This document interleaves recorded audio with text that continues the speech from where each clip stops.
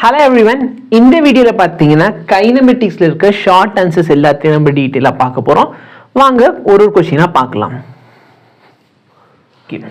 What is the difference in velocity and average velocity? நல்லா புரிஞ்சுக்க வேண்டிய ஒரு விஷயம் தான்.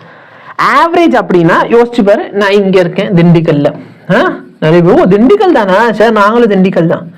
ஓகே, திண்டுக்கல்ல நான் சின்னாலப்பட்டியில் இருக்கேன். உங்களுக்கு எப்பயாச்சும் மீட் பண்ணோம், நீங்கள் வந்து மீட் பண்ணிக்கலாம்.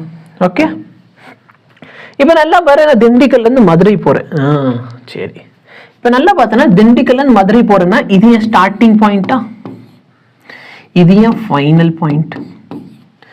அப்போ நான் இங்கேருந்து இங்கே போயிருக்கேன், கரெக்டாக இல்லையா? ஸ்டார்டிங் பாயிண்ட்லேருந்து ஃபைனல் பாயிண்ட் போயிருக்கேன். இப்போ டிஸ்பிளேஸ்மெண்ட் எவ்வளோ, நான் என்ன பண்ணுவேன், ஃபைனல் பொசிஷன்லேருந்து இனிஷியல் பொசிஷனை சப்ராக்ட் பண்ணிடுவீங்க, கரெக்டா இல்லையா? நேர் பாதை. அப்ப நம்ம என்ன அசியூம் பண்ணுவோம், திண்டுக்கல்ல மதுரை வரைக்கும் நேரா ரோடு இருக்குன்னு அசியூம் பண்ணிக்கலாம். எவ்வளவு தூரம்? 60 கிலோமீட்டர். ஓகேவா? அப்ப நான் எவ்வளவு டைம் எடுத்துக்கிறேன்? நான் வந்து 2 மணி நேரம் எடுத்துக்கிறேன்.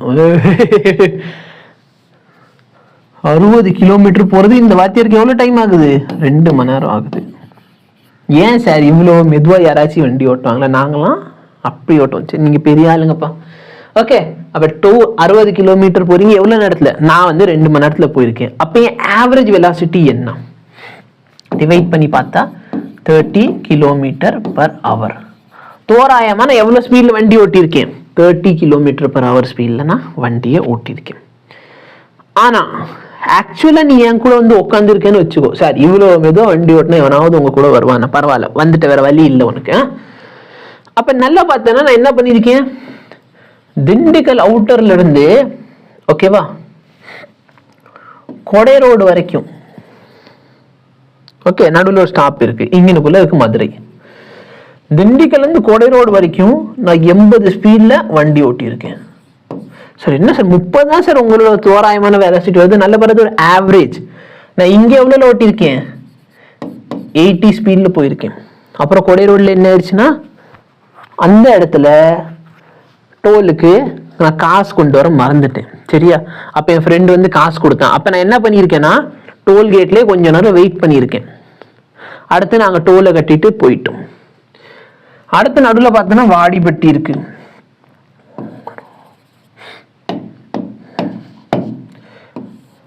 வாடிப்பட்டியில் போகிறப்ப என்ன பண்ணியிருக்கேன்னா உட்காந்து எள்ளி குடிச்சிருக்கோம். இப்போதான் காசே இல்லைன்னா ஃப்ரெண்டு வந்து காசு கொடுத்தான்னு இப்போ நான் வாடிப்பட்டி கொஞ்சம் எக்ஸ்ட்ரா காசு வாங்கிட்டேன், போதுமா? அப்போ என்ன பண்ணியிருக்கோம், வாடிப்பட்டியில் உட்காந்து எள்ளி குடிச்சிருக்கோம். ஓகே, அதுக்கப்புறம் நான் என்ன பண்ணியிருக்கேன், மதுரை போயிருக்கேன். ஸோ மேபி இங்கே நான் எவ்வளோ ஸ்பீடில் போயிருக்கேன்? இங்கே ஒரு 60 ஸ்பீடில் போயிருக்கேன். மதுரையில் போனோன்னு டிராஃபிக், சரியான டிராஃபிக். அப்போ நான் எவ்வளோ ஸ்பீடில் போயிருக்கேன்? 20ல்.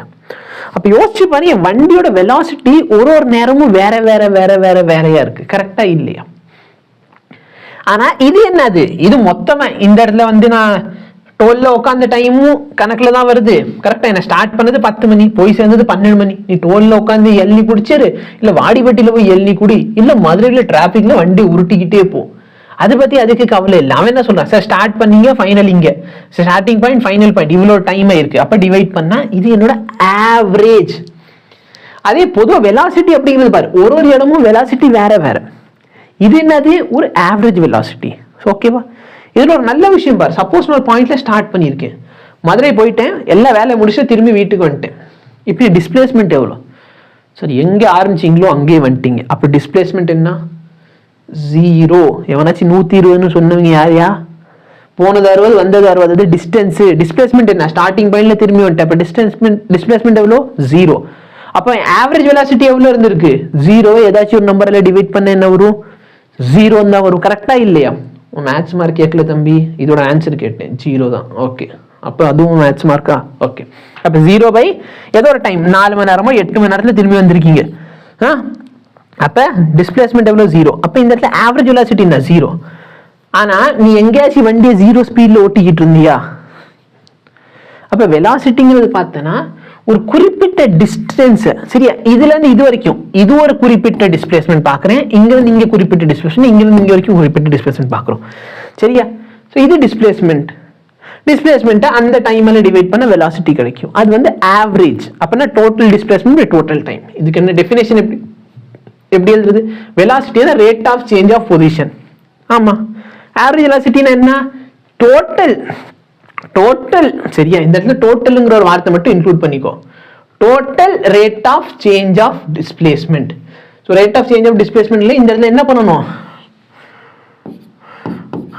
Total rate of change of displacement, அந்த வார்த்தையை போட மறந்துட்டேன் சரியா? ஸோ இதை நம்ம இப்படி எழுதலாம். இது என்னது அப்படின்னா, இது வந்து மேத்ஸ்ல டிஃபரன்சியேஷன் சொல்லுவோம். பார்த்தீங்கன்னா இப்போதைக்கு படிச்சுக்கோ. இப்போதைக்கு உனக்கு புரியுமான்னு தெரியல. ஒன்றும் இல்லை, ரொம்ப சின்ன டைமுக்கு limits delta T tends to 0. Delta ஆர்னா என்ன? Displacement, change in position divide by time. இந்த வேல்யூ ரொம்ப சின்னதாக இருந்துச்சுன்னா டெல்டா ஆர் பை டெல்டா டினா டிஆர் பை டிடின்னு எழுதலாம்.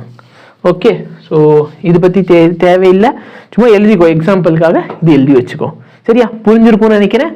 தேங்க்யூ.